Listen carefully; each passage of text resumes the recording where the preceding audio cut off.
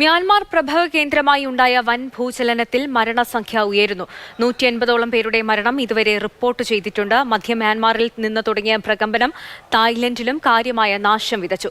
ഭൂകമ്പത്തിന്റെ വ്യാപ്തിയാണ് അപകടത്തിന്റെ ഭീകരത കൂട്ടുന്നത്. പ്രഭവ കേന്ദ്രത്തിൽ നിന്ന് 1000 കിലോമീറ്ററിലേറെ ദൂരത്തുള്ള ബാങ്കോക്കിൽ വൻ കെട്ടിടം ഭൂചലനത്തിൽ നിലംപൊത്തി.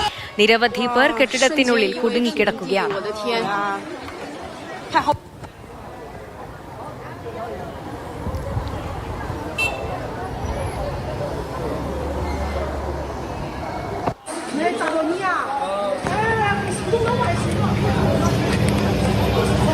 ഇന്റർനാഷണൽ ഡെസ്കിൽ നിന്നും ഉമൈബാൻ ഇബ്രാഹിം ചേരുന്നുണ്ട്. ഉമൈബാൻ 180ഓളം പേരുടെ മരണമാണ് ഇതുവരെ റിപ്പോർട്ട് ചെയ്തിട്ടുള്ളത്. നിരവധി കെട്ടിടങ്ങൾ തകർന്നിട്ടുണ്ട്. അതിനടിയിലൊക്കെ ആളുകൾ കുടുങ്ങിക്കിടക്കുകയാണ്. രക്ഷാപ്രവർത്തനം എങ്ങനെ പുരോഗമിക്കുന്നു? മരണസംഖ്യ ഉയരാനാണോ സാധ്യത? തീർച്ചയായും സന്ധ്യ, അതിൽ യാതൊരു സംശയവും വേണ്ട. മരണസംഖ്യ ഇനിയും ഉയർന്നേക്കും. ഇപ്പോൾ ലഭിക്കുന്ന അനൌദ്യോഗിക വിവരപ്രകാരം 150 എന്നുള്ള സംഖ്യയിലേക്ക് 150ഓളം പേരാണ് മരണപ്പെട്ടിരിക്കുന്നത്. പക്ഷേ ഇത് മണിക്കൂറുകൾക്കുള്ളിൽ തന്നെ 200 കടക്കാനുള്ള സാധ്യതയുണ്ട്. ഇപ്പോൾ മ്യാൻമറിൽ വലിയ തോതിലുള്ള നാശനഷ്ടം വിതച്ചുകൊണ്ടാണ് ഈ ഭൂകമ്പം. 2 തവണയായിട്ട് വലിയ ഭൂകമ്പമാണ് ഉണ്ടാകുന്നത്. പ്രാദേശിക സമയം 12:50 കൂടിയാണ് 7.7 തീവ്രത രേഖപ്പെടുത്തിക്കൊണ്ട്, റിക്ടർ സ്കെയിലിൽ 7.7 തീവ്രത രേഖപ്പെടുത്തിക്കൊണ്ട് ആദ്യത്തെ ഭൂകമ്പം ഉണ്ടാകുന്നത്. മിനിറ്റുകൾക്ക് പിന്നാലെ അടുത്ത ഭൂകമ്പം, അതും തീവ്രത വളരെ കൂടുതലാണ്. 6.8 തീവ്രത രേഖപ്പെടുത്തിയ രണ്ടാമത്തെ ഭൂകമ്പം ഉണ്ടാകുന്നു. പക്ഷേ ഇതിൽ എടുത്തു പറയേണ്ട ഒരു കാര്യം സന്ധ്യ, കിലോമീറ്ററുകൾ, ആയിരക്കണക്കിന് കിലോമീറ്ററുകൾക്ക് അപ്പുറത്ത് പോലും ഇതിന്റെ ഈ പ്രകമ്പനം ഉണ്ടാകുന്നു. അതിൽ കെട്ടിടങ്ങൾ നാമാവശേഷമാകുന്നു. ആളുകൾ എങ്ങോട്ട് പോകണം എന്നറിയാതെ ആശങ്കപ്പെടുന്ന, ആകുലപ്പെടുന്ന കാഴ്ച ഇപ്പോൾ നമുക്ക് ലഭിക്കുന്ന വിവരപ്രകാരമാണെങ്കിൽ ആശുപത്രികളൊക്കെ നിറഞ്ഞു കവിഞ്ഞിരിക്കുകയാണ്. ഈ കെട്ടിടങ്ങൾക്കുള്ളിൽ കുടുങ്ങിക്കിടക്കുന്നവരെ പുറത്തെടുക്കാൻ സാധ്യമായിട്ടുള്ള എല്ലാ പ്രവർത്തനവും ചെയ്യുന്നുണ്ട്. പക്ഷേ അത് വളരെ ദുഷ്കരമായിട്ടുള്ള കാര്യമാണ്. കാരണം ഇടിഞ്ഞ് വീഴാറായി കിടക്കുന്ന കെട്ടിടങ്ങളാണ്. രക്ഷാപ്രവർത്തകർക്ക് പോലും അതിനുള്ളിൽ പ്രവേശിക്കുമ്പോൾ ആ കെട്ടിടം ഇടിഞ്ഞു വീണ അപകടം ഉണ്ടാകാനുള്ള സാധ്യതയുമുണ്ട്. അതുകൊണ്ട് മ്യാൻമറും അതുപോലെ തന്നെ തായ്ലൻഡിലേക്ക് പോവുകയാണെങ്കിൽ അവിടെ ബാങ്കോക്കിനെ അക്ഷരാർത്ഥത്തിൽ വിറപ്പിച്ചുകൊണ്ട് വലിയ തോതിലുള്ള നാശനഷ്ടം, ഏറ്റവും കൂടുതൽ തായ്ലൻഡിൽ നാശനഷ്ടം ഉണ്ടായ മേഖല നോക്കുകയാണെങ്കിൽ ഒരു ടൂറിസ്റ്റ് കേന്ദ്രമായിട്ടുള്ള ബാങ്കോക്കിൽ തന്നെയാണ്. അവിടെ 30 നില, നമ്മൾ നേരത്തെ ദൃശ്യങ്ങൾ കണ്ടതാണ്, 30 നിലയോളം പോകുന്ന കെട്ടിടങ്ങളൊക്കെയാണ് തകർന്നു വീണിരിക്കുന്നത്.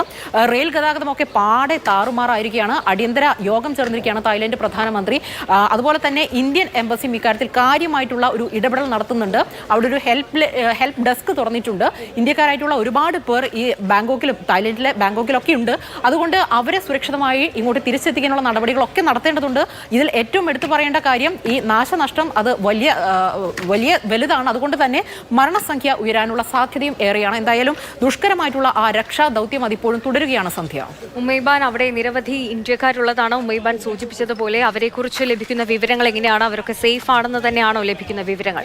നമുക്ക് തുടക്കത്തിൽ കിട്ടിയ വിവരം അവർ സേഫ് ആണ് എന്നുള്ളതാണ്. നമ്മുടെ ഇന്ത്യൻ എംബസി അവിടെ കാര്യമായിട്ടുള്ള ഇടപെടൽ നടത്തുന്നുണ്ട്. ഇന്ത്യക്കാരെ അവർ സുരക്ഷിതമാണോ എന്നുള്ള കാര്യങ്ങൾ അറിയാൻ വേണ്ടിയിട്ട് ഇപ്പോൾ ഇന്ത്യൻ പ്രധാനമന്ത്രി നരേന്ദ്രമോദി ഇക്കാര്യത്തിൽ ആശങ്ക രേഖപ്പെടുത്തുകയും സാധ്യമായിട്ടുള്ള എല്ലാ പ്രവർത്തനം, രക്ഷാ ദൗത്യത്തിന് ഉൾപ്പെടെയുള്ള സഹായം ഉറപ്പാക്കുകയും ചെയ്യുന്നുണ്ട്. അവിടെ ഇന്ത്യക്കാരുടെ കാര്യം, അതിലാണ് നമുക്ക് ഏറെയും ആശങ്കയുള്ളത്.